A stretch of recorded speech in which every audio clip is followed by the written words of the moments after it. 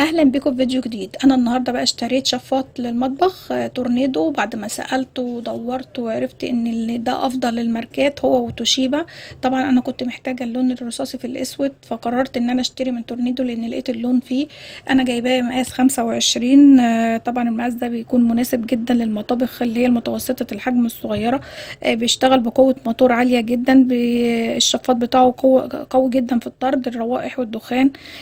كمان بيجي بالالوان اللي انا قلت لكم عليها، يعني في منه اللون الابيض حلو قوي، بس انا اللون اللي عجبني اللون الرصاصي في الاسود.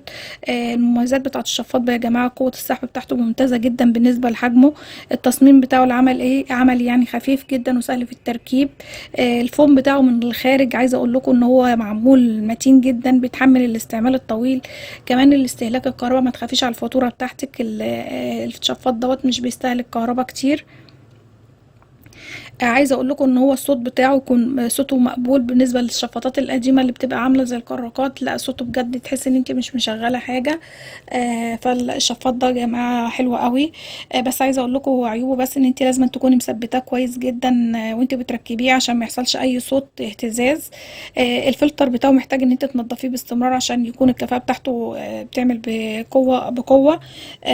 طبعا هو مش مناسب طبعا للمطابخ اللي هي الكبيره، لان طبعا ده حجمه صغير فمش هيناسب المطابخ الكبيرة. طبعا لما تيجي تختاري الشفاط بتاعك لازم نختار المقاس الصح عشان المطبخ بتاعنا، نختار الحاجة اللي تناسب عليه. يعني لازم قبل ما اشتري اعرف الاول الفتحة اللي انا هركب فيها الشفاط بتاعي كام. يعني لو الفتحة بتاعتك 30 هاتي الشفاط بتاعك 25، علشان الفتحة اللي هي الشفاط من بره هو 25، بس الفتحة الخارج اللي هي اللي من ورا اللي انت بتركبي فيها الشفاط بتكون 30. فلو هو شفاطك لو الفتحة عندك 30 هاتي 25. لازم اجيب 25 علشان خاطر اعرف اركبه ويكون القطر بتاع المروحه هو اللي بيكون الفتحه الخارجيه بتاعته اللي هي 25، انما الفتحه اللي ورا بتبقى 30. فلازم لما يكون عندك شفاط بتاعك الفتحه بتاعته الفتحه عندك 30 تجيب الشفاط بتاعك 25. خلي بالك من المشكله دي عشان خاطر ان انت ما تقعيش فيها وتجيبي الشفاط بتاعك وبعد كده تلاقي ان الفتحه عندك صغيره او كبيره. لا، ركزي في حاجه زي كده كويس. بالنسبه بقى للناس اللي بتركبه في الشبابيك، هو انت كده كده بتشتري الشفاط، واللي بيعمل الشباك هو بيفتح لك الفتحه على قد الشفاط اللي انت بتجيبيه. يعني مش هتتاثري قوي لو انت بتركبيه في شباك، انت بتجيبي الشفاط للعامل اللي هو بيعمل لك الشباك، وهو بياخد الفتحه بتاعه الشفاط بيعملها في قلب الشباك. انما بالنسبه اللي انت لو هتركبيه في الحيطه فلازم تخلي بالك من النقطه دي. الفتحه عندك 30 هاتي الشفاط بتاعك 25. ركزي في النقطه دي قوي عشان ما تقعيش في الغلطه دي، عشان في ناس كتير بتقع في الغلطه دي. وعايزه اقول لكم كمان لازم ننضفه يعني مره على الاقل كل اسبوع عشان خاطر الاستخدام بتاعك. ما تركنيش النظافه بتاعته، هتلاقي البلاك مسك فيه وهيبقى صعب جدا للنظافه بتاعته. زي ما قلت بقول لكم كده، ده القطر بتاعه 25 من بره، فلا انا من جو من ورا شايفين الفتحه دي الفتحه اللي تكون 30. فانا من خلالها هي دي اللي بتكون موجوده عندي في الحيطه، فبالتالي ان انا بجيب الشفاط بتاعي 30 من هنا لهنا كده 30. ففتحتك الفتحه بتاعه الحيطه 30 عندك، يبقى انت تجيبي الشفاط بتاعك 25 لان هو من ورا بيبقى 30 زي ما انتم شايفين كده.